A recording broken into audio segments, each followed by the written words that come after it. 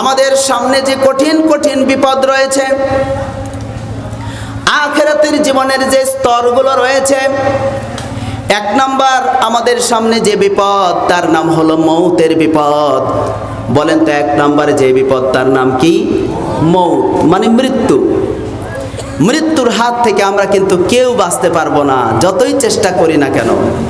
কিন্তু আমরা ইচ্ছা করলে আমরা অন্যান্য যত বিষয় আছে সেগুলো থেকে নিজেদেরকে রক্ষা করতে পারবো, কিন্তু মৃত্যুর হাত থেকে আমরা বাঁচতে কেউ পারবো না, কেউ পারেনি, পারবেও না। এক নাম্বার হলো মৌতের বিপদ, দুই নাম্বার হলো কবরের বিপদ, তিন নাম্বার হাসরের বিপদ, চার নাম্বার মিজানের বিপদ, পাঁচ নাম্বার পুলসিরাতের বিপদ, এরপরে রয়েছে জাহান্নাম। এই সকল বিপদ থেকে যদি আল্লাহ আমাদেরকে রক্ষা করেন, আল্লাহ তাআলা দয়া করলে আমরা সবাই জান্নাতের মেহমান হয়ে যাব। সবাই বলুন সুবহানাল্লাহ।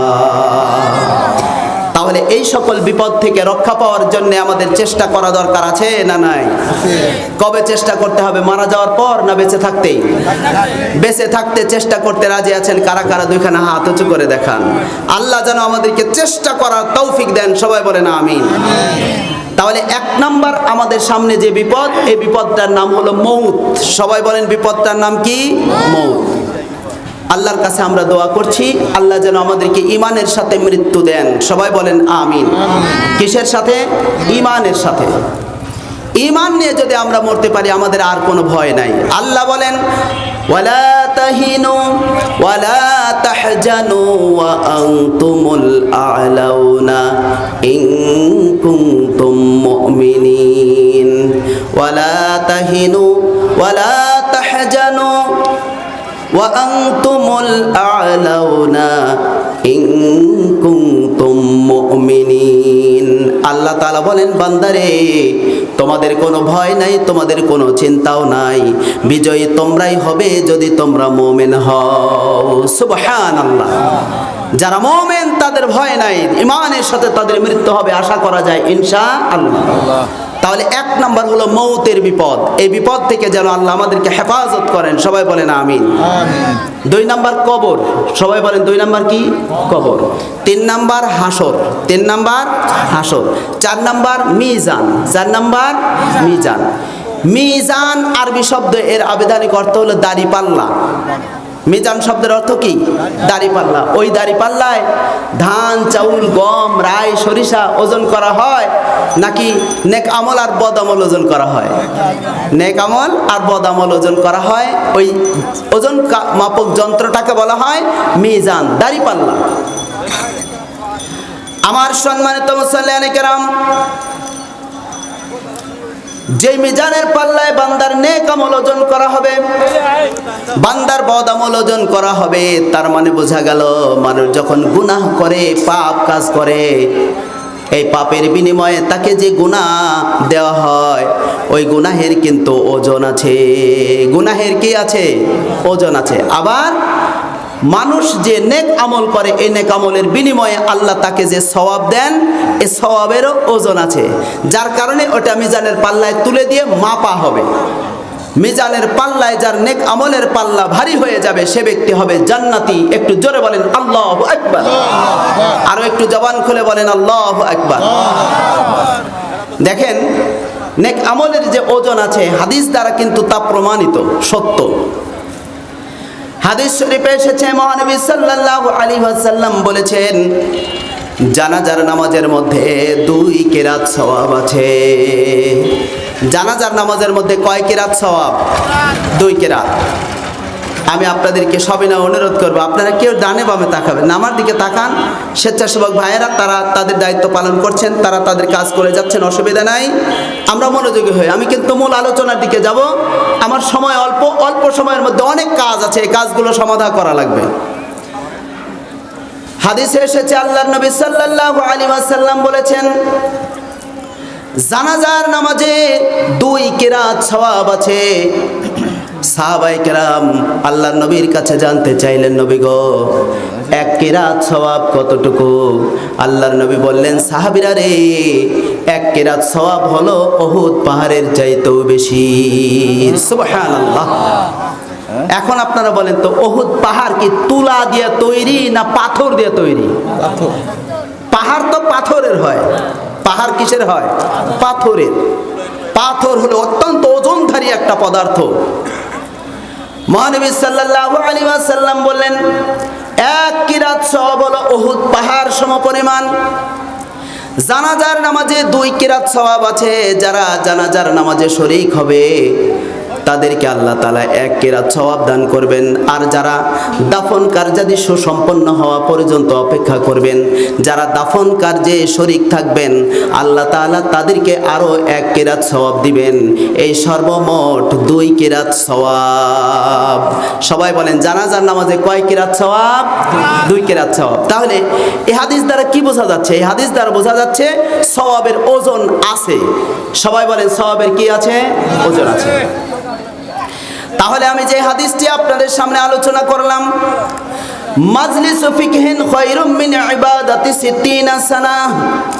মহানবী সাল্লাল্লাহু আলাইহি ওয়াসাল্লাম বলেছেন, ইলমে দ্বীন শিক্ষার একটা মজলিস 60 বছর ইবাদতের চেয়ে উত্তম। সকলেই জবান খুলে বলুন সুবহানাল্লাহ। এই যে আপনারা ইলমে দ্বীন শিক্ষার একটা মজলিসে বসেছেন, 60 বছর ইবাদতের চাইতেও বেশি সওয়াব আল্লাহ তাআলা আপনাদের আমলনামায় দিবেন, আমাদের আমলনামায় দিবেন ইনশাআল্লাহ। সবাই বলেন না ইনশাআল্লাহ। আমরা কি একটাবার চিন্তা করে দেখেছি যে 60 বছর কাকে বলা হয়? আমার পাশে সম্মানিত মেহমান বসে আছেন, আমার ডান পাশে সম্মানিত সভাপতি সাহেব বসে আছেন, হাজী সাহেব। তো ওনাদের বয়স আমি ধরে নিলাম যে 60 বছর। বড় ভাই আপনার বয়স কেমন? আমার বড় ভাই হিসেবে এখন যাচ্ছে 66।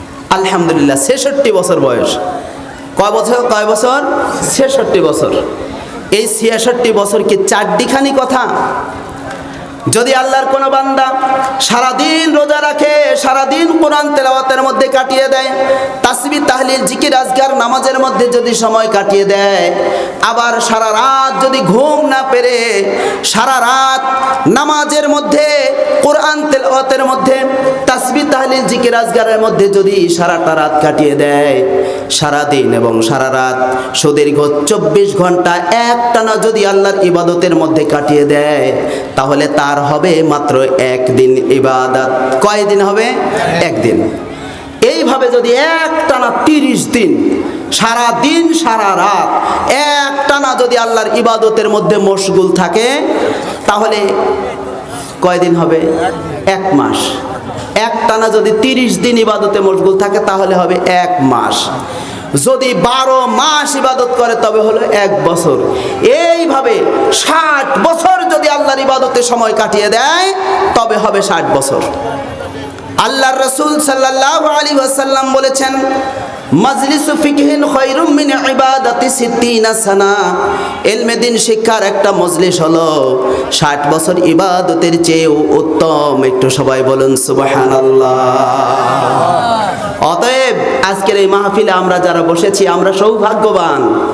এই হাদিস দ্বারা প্রমাণিত আমরা সৌভাগ্যবান।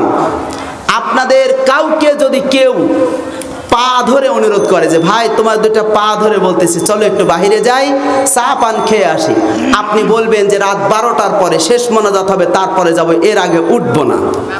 রাজি আছেন তো ইনশাআল্লাহ? ইনশাআল্লাহ। পা ধরে টানলেও আপনারা যাবেন না, পা ধরে কান্না করলেও আপনারা যাবেন না। কি জন্য যাবেন না?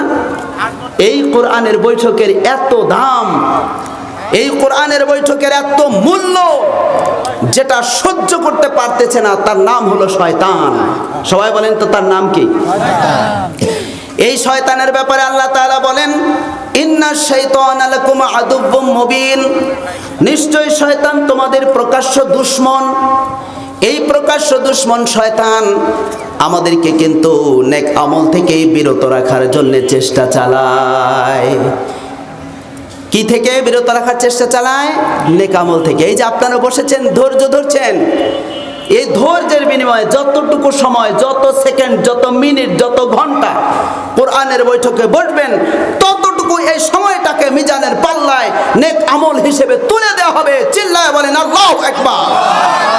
সুতরাং এই কোরআনের মর্যাদা, কোরআনের মাহফিলের দাম যদি মানুষ বুঝতো, তাহলে দোকানদার ভাইয়েরা যদি ফ্রি ফ্রি পেঁয়াজ পেঁয়াজি, জিলাপি, পান, চা যদি ফিরিয়েও দিত, দোকানে একটা লোক খুঁজে পাওয়া যেত না।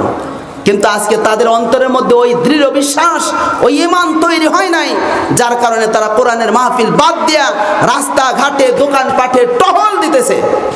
আজকে এখানে মাহফিল হচ্ছে, বলেন আগামীকাল কি মাহফিল হবে? তবে আগামী বছর মাহফিল হওয়ার গ্যারান্টি যতটুকু আছে, আমরা সেই মাহফিলে উপস্থিত হতে পারবো এর কোনো গ্যারান্টি নাই। তাহলে আজকের মাহফিলকে অবহেলা করার কোনো সুযোগ নাই।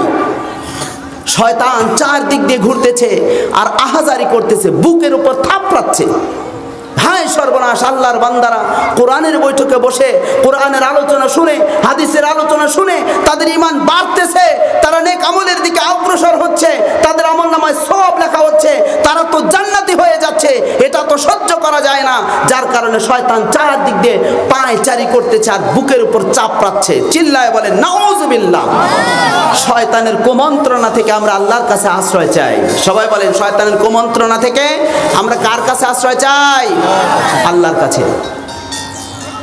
শয়তানের সকল প্রকার চক্রান্ত, সকল প্রকার কুমন্ত্রণা থেকে আমরা আল্লাহর কাছে আশ্রয় চাই। সবাই বলুন আমিন।